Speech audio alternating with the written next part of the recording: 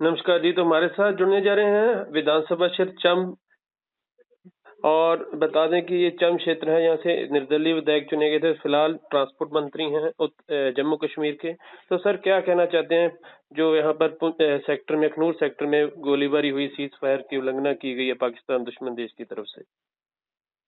नमस्कार जी, मैं सतीश शर्मा, मोहम्मद अब्दुल्ला सरकार में मैं अभी ट्रांसपोर्ट मंत्री हूँ। यूथ सर्विसेज मेरे पास है।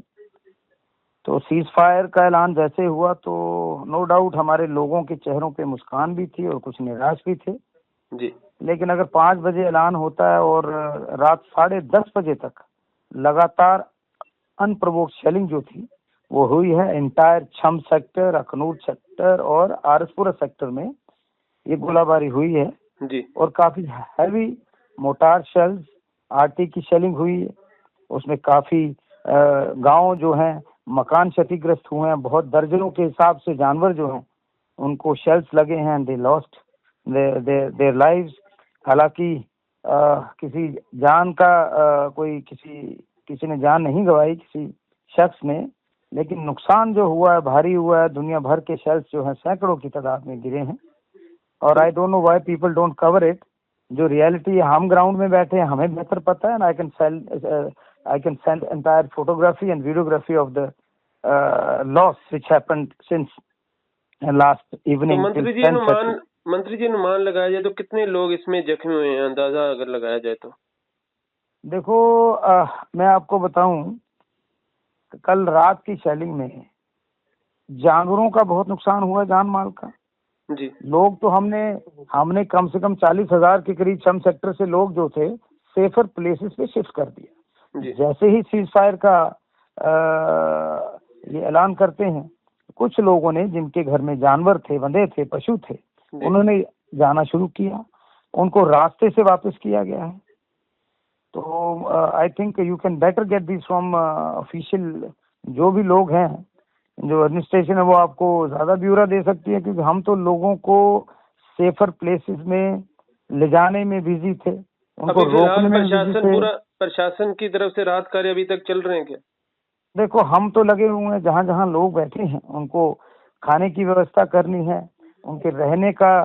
चाहे फिलहाल तो गवर्नमेंट बिल्डिंग्स ही अवेलेबल हैं, मैरिज हॉल्स हैं, और एक जरूर देखना है कि आरटी का जो रेंज है वो बढ़ता जा रहा है। 10-12 किलोमीटर अंदर आकर अगर आपके शेल्स गिर रहे हो, that means you can not trust your enemy. Something is wrong. यहाँ तो they have not been conveyed, यहाँ तो वो दे आर डिसोबीडियंट। तो सर, कैसे कुछ तो है एनिमी साइड। तो आप कैसे देखते हैं कि जैसे अमेरिका कूदा है दोनों देशों में अनुभूति एक तरह का ये युद्ध विराम के लिए, तो फिर भी ये बात नहीं आ रहा दुश्मन देश, इसको कैसे देखते हैं आने वाले? देखो, हिंदुस्तान ने इंटरनेशनल कम्युनिटी की इज्जत की है, and you better know as far as Pakistan is concerned how loyal they are to their government. Exactly. I don't know if their army obeys or not. What are they up to? I don't know. That is something which is beyond my jurisdiction. लेकिन मुझे लगता है वहां पर अभी निचले level पर ये बातें कन्वे करने में या तो वो कामयाब नहीं हो रहे, या तो they have some other intentions. लेकिन जहाँ तक हमारी बात है कि इन्होंने इस चीज की उल्लंघना की है, सीज फायर की, and it's a serious matter. अगर लोग अपने घरों से बाहर नहीं गए होते तो मुझे लगता है बहुत भारी नुकसान उनकी जान का होना था। और घरों का नुकसान, जानवरों का नुकसान बेहद हुआ है, दर्जनों सैकड़ों के हिसाब से हुआ है। उसके विजुअल्स और उसकी वीडियोस मैं आपको फिलहाल भेजूंगा, and you can do on your own whatever. जरूर पब्लिश करेंगे जी आपके साथ। बाकी जहाँ तक राशन की समस्या है, we have sufficient stocks available. Petroleum products ठीक हैं, पानी की फैसिलिटी ठीक है, मेडिकल कैंप्स, रिहेबिलिटेशन सेंटर्स में लगातार लगाए जा रहे हैं, सोशल ऑर्गेनाइजेशंस में मदद कर रहे हैं, और सरकार भी पूरी तरह इससे तो जानी नुकसान तो नहीं हुआ किसी का अभी तक? जो खबर कल शाम के बाद अभी तक जो है, अब मिलिट्री जो हमारी आर्मी बेसिस है वहाँ की information, as you know, it's not, you can not get it easily. वहाँ का तो मैं कह नहीं सकता, but as far as buildings का और जानवरों का बहुत ज्यादा नुकसान हुआ। तो धन्यवाद जी, हर बार से बात करने के लिए। शुक्रिया। जय हिंद, जय भारत। जय हिंद।